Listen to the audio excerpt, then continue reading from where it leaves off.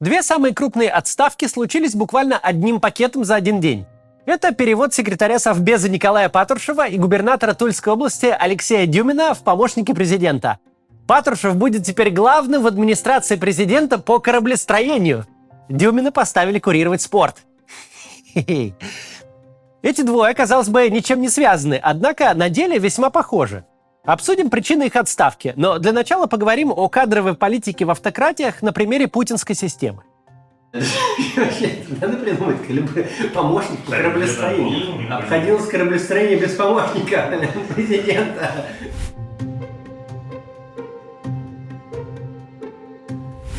Попытаемся вспомнить чиновников путинского времени, которые вот прям всерьез были отставлены в никуда, буквально отправлены на пенсию. Чтобы их сосчитать, хватит и пальцев одной руки похмельного токаря. Я навскидку могу упомянуть только бывшего пресс-секретаря президента Сергея Есторжемского, замглавы администрации президента Владислава Суркова и президента РЖД Владимира Якунина. Вот, в общем-то, и все. Из нашей системы для начальственных чиновников есть только два пути – либо в тюрьму, либо на кладбище. Что в советской системе, что в унаследовавшей ее логику путинской, в них обеих ответственный сотрудник может перемещаться лишь в двух измерениях. По вертикали, то есть на повышение или на понижение, или, что чаще, по горизонтали, из губернаторов в госкомпанию, из госкомпании в правительство или АП.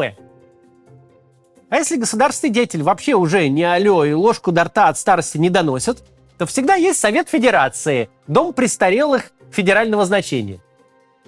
Как бы сильно ты ни обделался в прошлом, какая-то должностишка тебе гарантирована. Какую-нибудь синекуру да соорудят. Когда Путин менял правительство в 2020 году, то Кремль тогда прям отдельно отчитался. Была аж специальная новость. Мол, все потерявшие кресло министры трудоустроены. Дескать, граждане, не волнуйтесь, никого на кассу Макдональдса не выбросили. Всех пристроили.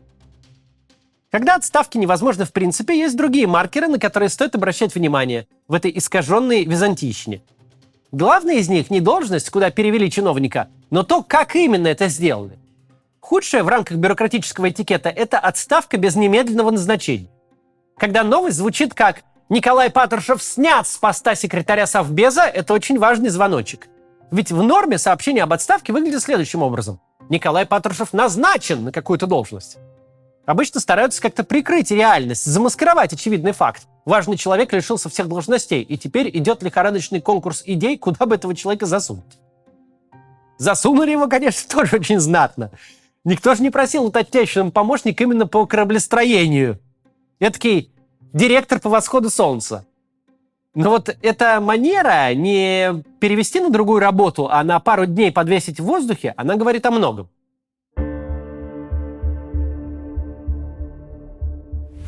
Что объединяет двух вчерашних назначенцев, Патрушева и Дюмина? Они оба имели репутацию вторых после Путина. Патрушев был серый кардинал, кукловод и овеянный тайный лидер. Главный человек теневого политбюро, властью которого, если верить кому-нибудь в Вашингтон-Пост, больше, чем у Путина. Дюмина же, по загадочным для меня причинам, уже 5 лет прочит в путинские преемники. Дескать, Дюмин – политический сын Путина. За время работы охранником президента он так плотно приблизился к телу, что теперь ему готовится передать престол. Принц крови такой получается. Дюмину, кстати, на пару с Патрушевым приписывают решение Пригожинского кризиса.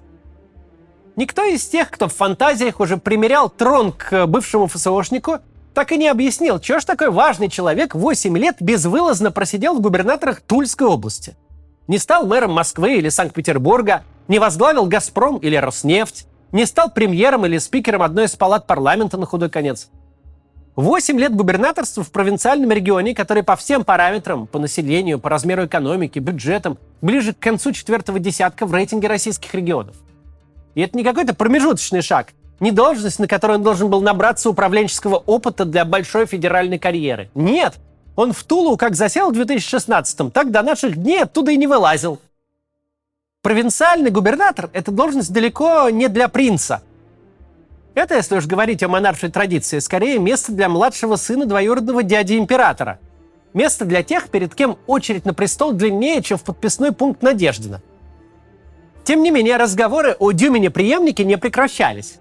Нет-нет, да и всплывала эта тема в интервью экспертов и статьях политологов в связи с каким-нибудь большим федеральным событием, в котором губернатор Тульской области якобы принимал самое непосредственное участие. Сделаем вот какое предположение. Возможно, именно за эти, не пойми на чем основанные разговоры, Дюмин и поплатился, оказавшись в одном мусорном контейнере с Патрушевым. Сейчас обсудим, почему у Путина по определению не может быть преемников, но после небольшого объявления о моем проекте. Не перематывайте, пожалуйста, проект хороший. Знаете, где в Европе сейчас самый низкий требуемый доход для получения визы цифрового кочевника? В Италии. Ввели совсем недавно 2300 евро в месяц. А слышали, что ребенок, рожденный в Испании, через 1,5 года получит паспорт? Я сам только что узнал от команды моего ресурса Relocats. Relocats — это сайт, который мы сделали в помощь уезжающим из России. Понятно, что на первое время можно осесть в безвизовых недорогих странах. Но дальше надо как-то устраивать жизнь, искать подходящую для вас страну, выяснять, на каких основаниях вы можете в нее попасть и закрепиться, как перевести туда любимую кошку и потянете ли вы обучение ребенка в местной школе. Чтобы найти всю эту информацию, понадобится перерыть гору источников, чаще всего на иностранных языках. Поэтому, чтобы ваша подготовка к переезду не напоминала написание диссертации, мы собрали всю необходимую информацию в одном месте. Причем мы регулярно обновляем все данные, потому что иммиграционное законодательство и цены постоянно меняются. Источники у нас надежные. Информацию о способах легализации и списке необходимых документов мы берем с государственных сайтов. Средние цены за квартиры с сайта Numbeo. И рядом указываем особенности аренды в стране. Где-то квартиры сдаются без мебели, где-то дополнительные документы понадобятся. Просто зайдите на сайт, используйте фильтры, чтобы выбрать страны по желаемым параметрам и кликайте на одну из них. Увидите 6 вкладок, в каждой очень подробно и удобно все расписано. Например, во вкладке «Деньги» вы узнаете, в каких банках вы сможете открыть карту и с какими трудностями при этом столкнетесь. Во вкладке «Работа» узнаете, какие вакансии востребованы в этой конкретной стране и на каких сайтах их лучше всего искать. Еще у нас регулярно выходят статьи, например, гайд в 2 частях по визам цифрового кочевника в странах Европы, Азии и Латинской Америки. Или статья о том, где легче всего подтвердить диплом врача, если вы вдруг врач. Как получить Blue Card или визу талантов. Ну и многое другое. Обязательно заходите, ссылка на сайт Relocats в описании. Продолжим. В персоналистских, а тем более в диктаторских системах не может быть никакого политбюро, никакого коллективного органа, где диктатор просто первый среди равных. Потому что если в руках политбюро реальная власть, то непонятно, зачем им диктатор. Значит, от диктатора можно избавиться, не разрушая при этом систему. Если за диктатором кто-то стоит, этот кто-то рано или поздно поймет, что никакого смысла стоять за диктатором нету, что диктатор солнце ему заслоняет, и можно как-нибудь и без него. Политбюро — это институт. А если вы хотите овластвовать персонально и безраздельно, вы должны уничтожить все институты. Режим должен держаться на вашей личности. Все равновесие системы должно быть только у вас в голове. Только вы можете давать гарантии, и только вы можете поддерживать баланс интересов между кланами. Только вы — верховный арбитр.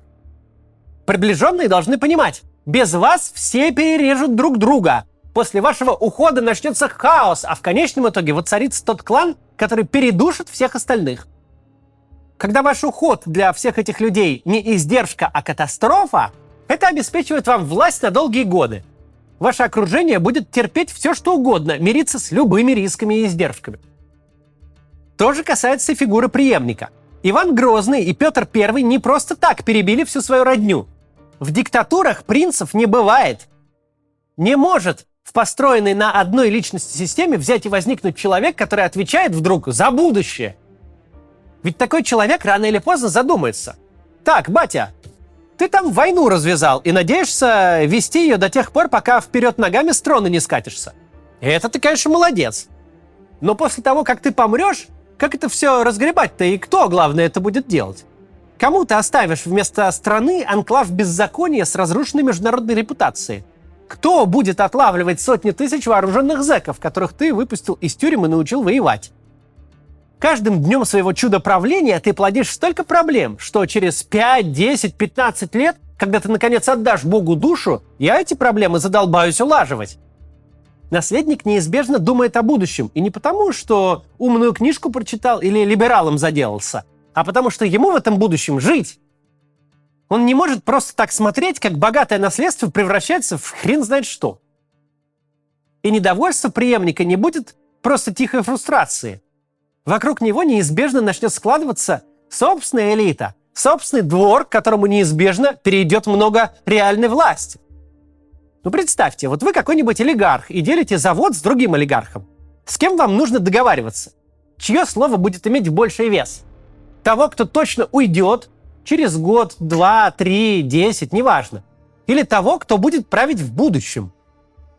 Вообще, у кого власть в стране? У того, кто уходит, или у того, кто придет?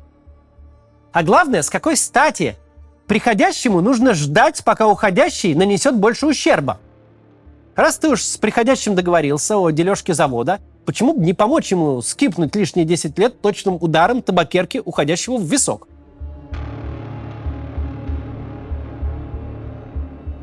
Безусловно, Патрушев никакой не кукловод, совбез не политбюро, а Дюмин – преемник только в фантазиях публицистов. Но в системах типа нашей даже разговоры на эту тему, даже слухи смертельно опасны. Так уж устроена политика. Почти что угодно, повторяемое годами со всех сторон, пусть и не имеет под собой вообще никаких даже оснований, но выливается в итоге во вполне конкретные действия. Вспомните, например, как во время конституционных поправок пошли какие-то разговоры о создании Госсовета, о передаче президентских функций этому новому органу, куда Путин уйдет, оставив должность. А не Госсовет ли курирует Дюмин теперь? Да. А что же вы об этом не сказали-то вначале? Тогда Дмитрий Песков, теряя на ходу портки, побежал всем запрещать рыскать глазами. Здесь ровно то же самое. Путин явно всем говорит: нефиг тут глазами рыскать. Нет никаких серых кардиналов и нет никаких преемников. Есть Путин и есть все остальные. И остальных можно двигать туда-сюда как угодно. Возглавлял липовое политбюро, сейчас будет рассказывать, как наши корабли бороздят просторы Большого театра. А будет настроение у начальства дурное, поедет впавший в немилость школу в Саратове сторожить. Путин решает, кто здесь элита, а кто хрен с горы. Не имеют значения ни должности, ни активы. Все влияние и все активы элит зависят лишь от хорошего настроения Путина, до тех пор, пока оно хорошее. Отсюда такая демонстративность. Отсюда такое номенклатурное хамство. Патрушева просто выбросили, как щенка на мороз. Назначили одним из бесчетного множества помощников, населяющих администрацию президента. И не забыли еще уточнить, что по кораблестроению. А рядышком посадили Дюмина, того, кому упрочили пост как минимум министра обороны, а то и нового премьера. Область возглавлял, бюджетами ворочил, а сейчас будет только водителю своему командовать. На перекрестке поверните направо. Нет для диктатора ситуации хуже, чем та, где все вокруг начинают думать, что он от кого-то зависим, что кто-то для него незаменим. Незаменим должен быть только сам диктатор. Вокруг него безымянная челядь. Как у Павла I, дворянин в России лишь тот, с кем я говорю, и пока я с ним говорю. Диктатор должен каждый раз наглядно показывать, что он в момент может отправить автобус на ближайшую стройку, посадить в него каменщиков и крановщиков, пригнать их в Кремль, и будут они новой элитой. Будут ворочать миллиардами и писать статьи про англосаксов. А про бывшую элиту все забудут через 15 минут. Мол, никуда вы, дорогие друзья, от меня не денетесь. Столь демонстративные шаги для диктатора очень полезны. У кого сейчас поднимется рука написать о закулисном влиянии Патрушева? Что это за влияние у него такое, когда его можно с кресла за ухо вытащить и пинком под зад в небытие? В это самое небытие Патрушев сейчас и отправляется. Все вдруг поняли, что не был Патрушев серым кардиналом. Просто Путин разрешал ему кардинала из себя корчить. Путин некомпетентен почти ни в чем, кроме той задачи, с которой он успешно справляется уже четверть века – удерживать власть. Понятно, что ему для этого не сдалась никакая теоретическая подготовка в политологии. За годы практики он спинным мозгом научился чувствовать подходящий момент. Когда и каким именно образом нужно перетряхивать свое ближайшее окружение так, чтобы каждый осознал свое место в пищевой цепочке и даже не думал главного начальника из кресла вытряхнуть. Путину очень важно, чтобы ни в коем случае не возникли фигуры, которые пусть гипотетически, но могут иметь собственную легитимность. Фигуры, вокруг которых может сложиться хоть какой-то заговор, претендующий на успех. Секретарь Совбеза с аурой теневого государя – это опасная для Путина фигура. Главный кораблестроитель в администрации президента – нет. Естественно, на этом сюжет не закончится. Новый срок слишком уж явно начинается с большого передела и передвига. Пока Патрушева определили в мореходы, а Дюмина отправили курировать Госсовет, там уже половину верхушки Минобороны пересажали вообще в СИЗО. И это, видимо, только начало. До выборов Путину нужна была сплоченность и лояльность элит. После нужно показать, что ничего ему от этих элит не нужно. Это он для них рок изобилия, а они для него расходный материал. Следить за отлетом погон с плеч и кресел из-под задниц – милое дело. Пока сложно оценить масштабы и влияние перестановок на устойчивость системы. Но наблюдать интересно. До завтра. Успехов в кораблестроении.